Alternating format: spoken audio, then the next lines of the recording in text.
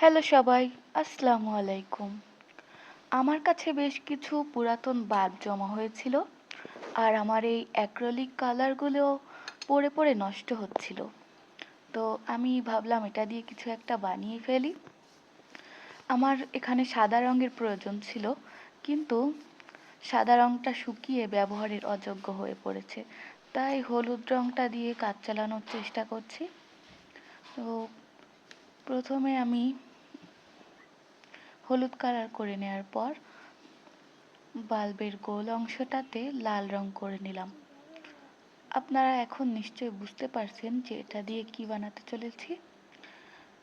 হ্যাঁ, আমি এটা দিয়ে বানাবো একটা মাশরুম ইমোজি।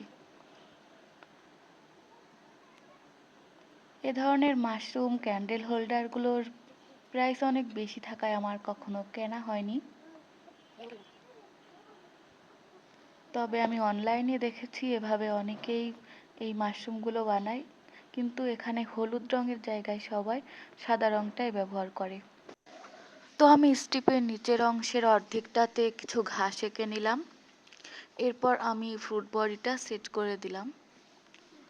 তো কেমন হয়েছে আমার এই ক্রাফটটি আপনারা জানাতে ভুলবেন না। আল্লাহ হাফেজ।